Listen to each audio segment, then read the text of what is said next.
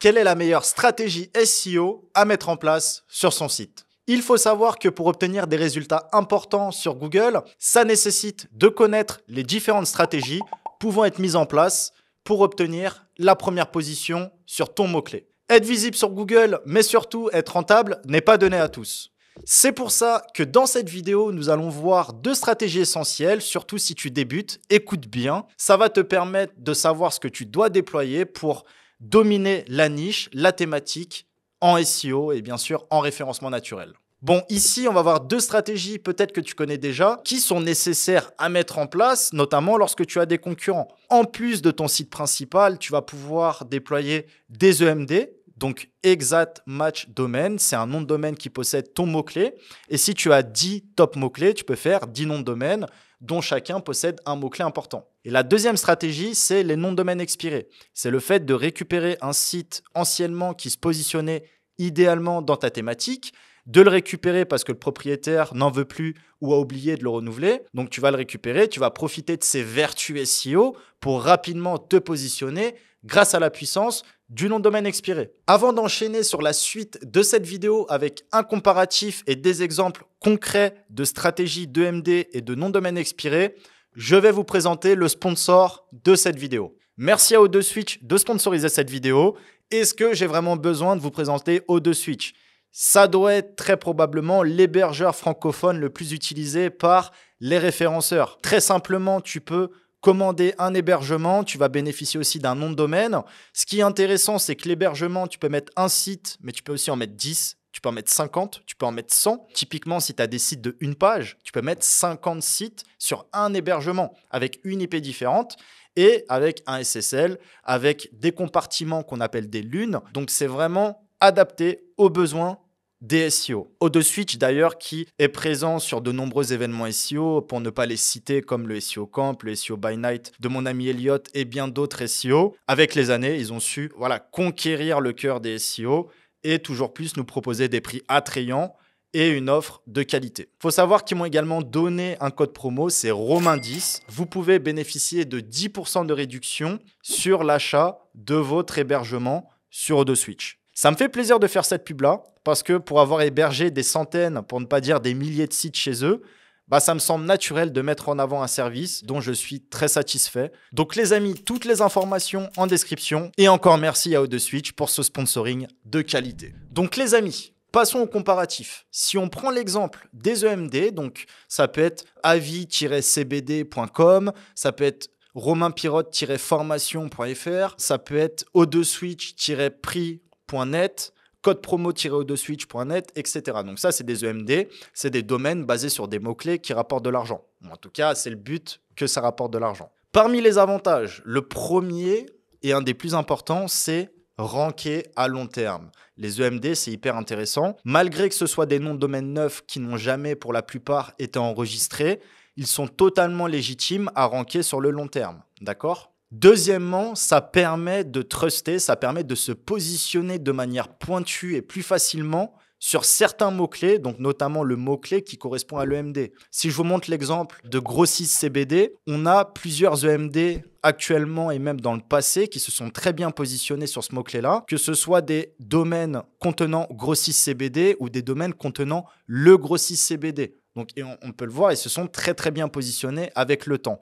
Donc à long terme, ça permet vraiment de sécuriser des positions sur ces meilleurs mots-clés. Bien sûr, on ne parle pas de mots-clés banqueenligne.com. Déjà, le nom de domaine, il doit déjà être pris et la concurrence, elle est basée sur des millions d'euros d'investissement par an. Mais à échelle raisonnable, les EMD, pour très peu de travail, permettent de se positionner dans le top 10, dans le top 5, sur des mots-clés assez accessibles au bout de quelques mois. C'est une réalité. Les EMD ont un réel intérêt en 2024 et pour les années à venir. Autre avantage, c'est l'aspect facilité de pouvoir en créer plein d'un coup. Donc, je reprends l'exemple. Tu as un money site, tu bosses dessus depuis un an, tu vas dans la Google Search Console, tu prends tes 15 meilleurs mots-clés, différents bien sûr pour pas trop cannibaliser. Ça peut être, je reprends l'exemple, avis O2Switch, code promo O2Switch, meilleur hébergement France, top 10 hébergeurs, etc. Tu crées un EMD sur chaque mot-clé avec une page dans un premier temps et tu les envoies à l'indexation. Et un bon contenu, une bonne page d'accueil de qualité sur un EMD va petit à petit se positionner. Et demain, voilà, si parmi tes 15 noms de domaine, tu en as 3-4 qui rentrent dans le top 10, dans le top 20, tu peux même commencer à envoyer 1 ou 2 backlinks. Tu peux rajouter 1 ou 2 contenus pour petit à petit sécuriser encore plus les positions et te rapprocher de la première position. Autre avantage, on a un très bon CTR. Même si le fait de ranker avec un nom de domaine qui n'a aucun rapport avec notre mot-clé, si tu es premier, les gens ils vont cliquer quand même. Mais c'est sûr que c'est plus rassurant et ça offre un meilleur CTR de se positionner avec un domaine qui va être avis-romainpirote.com si la personne tape avis Romain Pirote en mot-clé.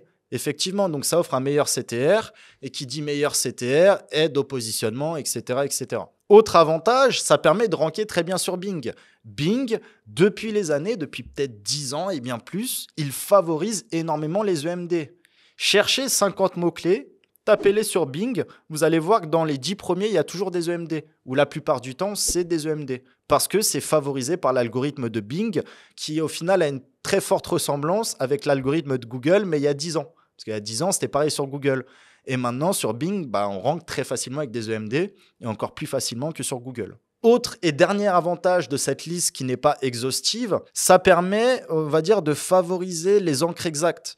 Je vous donne l'exemple du nom de domaine Le Grossiste CBD. Alors là, je n'ai pas l'extension, mais c'est peut-être .com.fr, je ne sais pas. Si on regarde un petit peu les encres que vous avez à l'écran, il y a énormément d'encres exactes. Et peut-être que sur un domaine équivalent ou sur une autre page, sans EMD, peut-être que ça ne passerait pas. Là, ça passe. Donc peut-être que c'est favorable et que l'EMD permet de faire des encres parce qu'au final, l'encre correspond à la marque. Le Grossiste CBD comme encre, c'est totalement plus légitime parce qu'on fait croire à Google qu'on fait tout simplement un lien vers la marque. Et la marque, c'est le mot-clé. Voilà, après, tout le monde a ses petites pensées dessus. Moi, ce qui m'intéresse, c'est les faits. Et quand on regarde les faits, quand on regarde les stratégies d'encre et de netlinking des EMD, on voit qu'il y a beaucoup de choses qui passent qui parfois ne passent pas forcément. Okay, d'accord ? Au niveau des inconvénients, en le comparant à un nom de domaine expiré, les résultats ne sont pas aussi rapides sur un EMD qu'avec un nom de domaine expiré qui a de l'ancienneté et qui a des métriques intéressantes selon Google. De plus, en termes d'inconvénients, on commence quand même des sites de zéro. Donc ça nécessite de faire du contenu, du netlinking, de mettre un nouveau template. Même si on fait quelque chose de très élémentaire, ça peut prendre du temps. Alors que bosser sur un site, un nom de domaine expiré, au final, on va en faire qu'un avec 15 pages au lieu de faire 15 sites différents de MD, le nom de domaine expiré demandera moins de travail en termes de production. Ce sera un seul template et 15 contenus qu'on pourra créer ou générer à l'appel. Et troisième inconvénient que j'ai listé, c'est compliqué de s'ouvrir sur un autre marché. Globalement, si mon EMD s'appelle avis-romainpirote.com, ça va être on peut le faire, mais ce n'est pas forcément top, de faire des articles sur avis Yumi Denzel, avis Dropshipping Reborn. Voilà, on va dire qu'il faut rester dans la micro-niche Romain Pirote et avis. Donc, on peut faire avis, code promo, achat, formation, etc. Mais rester sur le sujet central. Trop s'ouvrir sur d'autres sujets, bon voilà, après ça perd son sens, quoi. Donc voilà pour cette petite liste d'avantages et d'inconvénients sur les EMD. Maintenant, on va passer à la liste au niveau des noms de domaine expirés. Alors, au niveau des avantages, premièrement, on peut le voir, un nom de domaine expiré qui repart bien permet de ranker très rapidement, ranker plus rapidement qu'un nom de domaine vierge. C'est pour ça que les noms de domaine expirés sont autant sollicités depuis des années et même en 2024, le mood, c'est d'acheter des très bons noms de domaine expirés ou d'acheter des sites. Mais globalement, avoir un site existant permet d'obtenir des positions sur des nouveaux mots-clés qu'on n'aurait pas avec des sites neufs. Deuxièmement, ça nous permet de bénéficier de la puissance, de la légitimité, de la confiance, du trust d'un site existant. Voilà, il est connu par Google, ce nom de domaine, donc il a expiré, on le récupère et on le relance. Troisièmement, on peut dire que c'est aussi un gain de temps parce que les résultats seront plus rapides et des grosses économies en termes d'argent. Pourquoi ? Parce que si on paye 100 € un nom de domaine expiré qui a 80 domaines référents, imaginez le coût d'acheter 80 domaines référents indexés dofollow sur un nouveau site. Ça nous coûtera peut-être 2000 €. Alors que là, pour 100 €, on a déjà un site clé en main qui a déjà des métriques qui vont nous permettre de ranker plus vite, qui vont nous permettre de vendre des backlinks, qui vont nous permettre de se positionner vite sur de l'affiliation et bien plus. Et quatrième avantage que j'ai listé de cette liste également qui n'est pas exhaustive, il y a plein d'autres informations, plein d'autres avantages, c'est que le nom de domaine expiré va pouvoir faire bénéficier de sa puissance aux autres sites de mon réseau. Dans le cas où je fais des liens vers mes autres sites vont gagner en puissance. Donc, je rank avec le nom de domaine expiré, je monétise avec et je transfère également la puissance vers d'autres sites. Okay. En termes d'inconvénients, j'ai 3 petits inconvénients que j'ai listés. Premièrement, on a une hausse des prix, on a une inflation. C'est pour ça que de plus en plus de référenceurs francophones vont aller chercher du .org, du .net, du .eu, du .ch, du .be, parce que par exemple le .fr est extrêmement survalorisé. Pourquoi c'est valorisé? Parce que la France, c'est un marché qui paye, on est très bon en SEO, il y a plus de demandes que d'offres, donc les prix explosent, évidemment. Donc hausse des prix, mais bon, quand c'est rentable, ça vaut le coup. Je vais donner une petite anecdote que j'avais vue sur Twitter il y a peut-être 2-3 ans. Et ça m'a fait bien rire parce que c'était par exemple donc, des éditeurs de sites, je ne vais pas les citer, ils faisaient de l'affiliation Amazon. Je crois que c'était de l'affiliation Amazon. Bref, il y a un nom de domaine sur lequel cette personne-là va enchérir, peut-être à 1000 euros. Et elle a dit, putain, je ne comprends pas. J'étais prêt à mettre 1000 euros maximum et il est parti à 10 000 euros.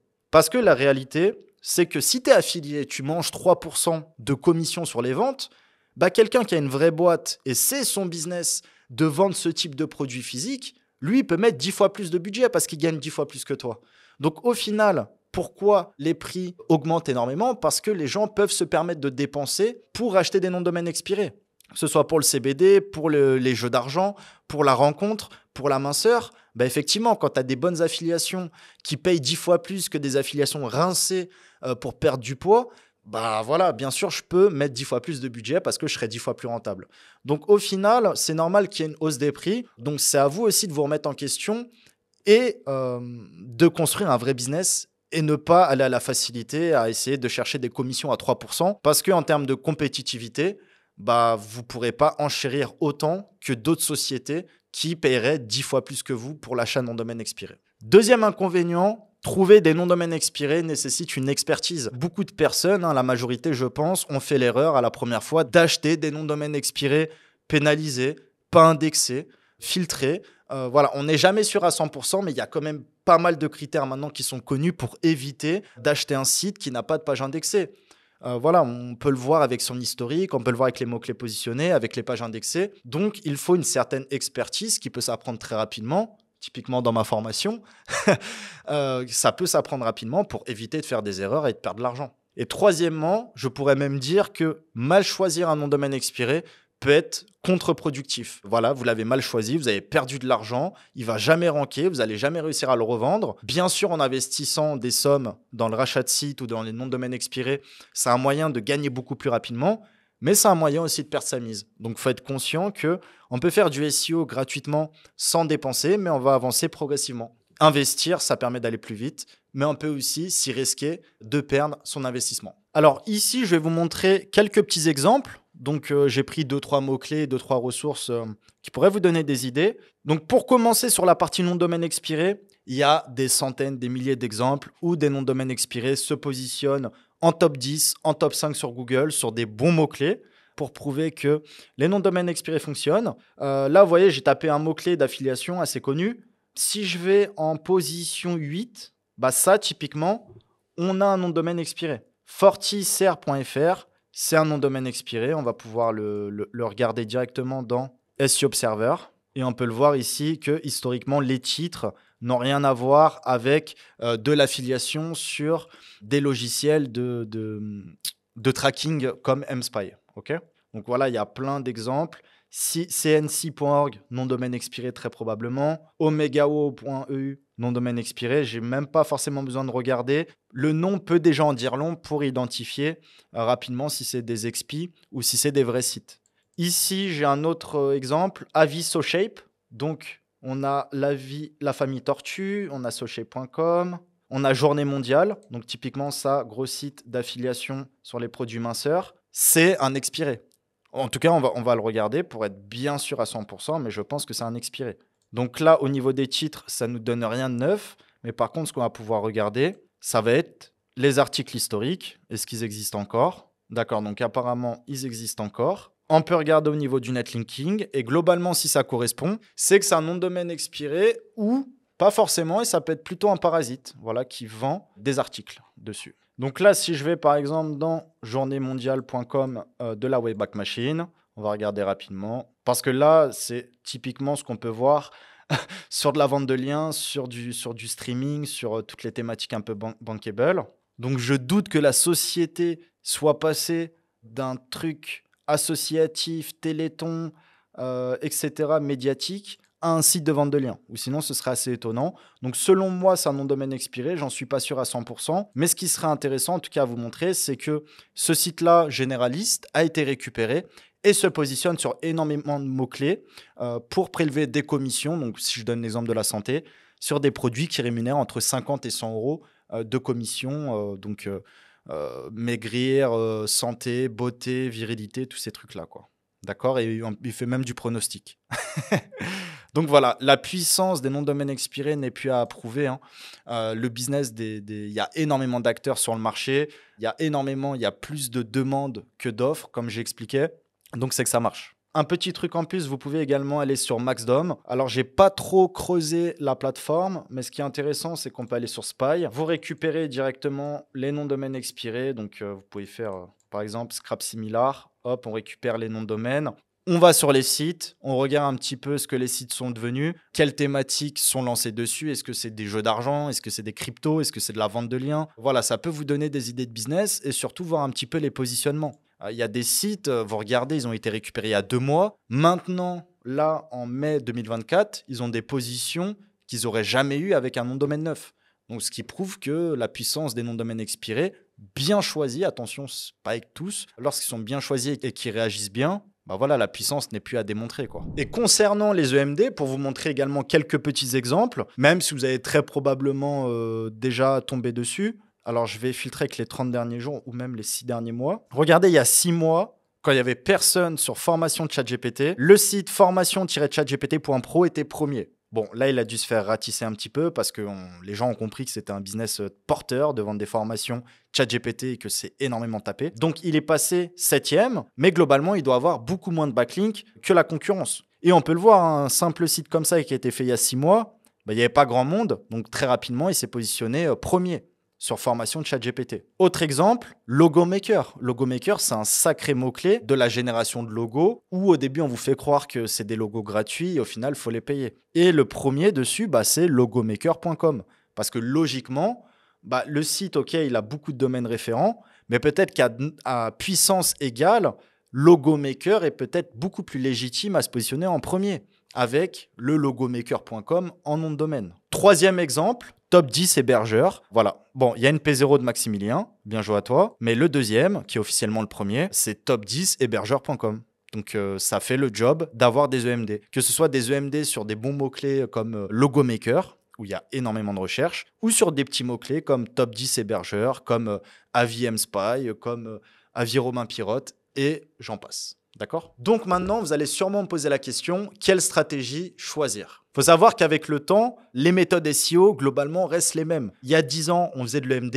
Il y a 10 ans, on faisait du nom de domaine expiré. Après, ce qu'il faut savoir, c'est que effectivement, avec les années, se positionner en SEO est peut-être plus compliqué qu'avant, parce qu'avant, c'était vraiment facile. Par contre, les opportunités business ont été développées. Donc, moi, j'ai toujours pris la chose dans ce sens-là ces dernières années, donc je vous la refais. C'est plus compliqué de se positionner, mais il y a plus d'opportunités business. Donc, au final, ça se voit un petit peu avec avant. Avant, d'accord, c'était très facile d'être premier, il y avait des techniques de brut, etc. Mais la monétisation n'était pas aussi développée qu'aujourd'hui. Il n'y avait pas autant de logiciels, il n'y avait pas autant de méthodes et de moyens de se former très rapidement au SEO. Donc maintenant, tu peux faire de l'argent partout. Que ce soit sur créer une agence OnlyFans, que ce soit sur te positionner et faire de la mise en relation pour créer des terrains de paddle. Voilà, des exemples, il y en a des milliers. Et c'est que ta créativité qui vont déterminer si oui ou non tu es sur un business porteur ou un mauvais business. Okay? Donc, ce qui va être déterminant ici, ça va être d'adapter la stratégie en fonction de ta niche et du contexte. Donc, par exemple, une niche qui possède beaucoup de mots-clés, typiquement la rencontre, je vais faire le bourrin. Je vais faire des parasites gratuits, je vais prendre quelques expis, je vais faire beaucoup de pages sur les expis, certains avec du contenu traduit et certains avec du contenu IA. Et à contrario, si je suis sur une niche où 80% du trafic est concentré sur certains mots-clés, là, je vais moins aller dans la quantité et plus dans la qualité. Je vais cibler les mots-clés vraiment qui ramènent des ventes et des visiteurs et je vais faire des sites dédiés. Donc, des très bons EMD, une très bonne stratégie de backlink qualitative. Voilà, parce que je ne cherche pas la quantité ni la longue traîne. Je cherche à me positionner sur les quelques mots-clés qu'il y a. Ou je pourrais également faire du parasite SEO payant, donc ce qu'on appelle article sponsorisé. Le fait de trouver des gros sites, d'acheter des articles dessus à 50, 100, 200 dollars et vraiment d'aller bénéficier de la puissance de sites qui ont des milliers de domaines référents pour aller me positionner premier, deuxième ou troisième sur des gros mots-clés. D'accord? Donc, adapter la stratégie en fonction de la niche, en fonction du contexte et des mots-clés. Voilà les amis, c'est tout pour moi. Si tu as apprécié cette vidéo, pense à mettre un like, un commentaire. Je te dis à très vite. Ciao!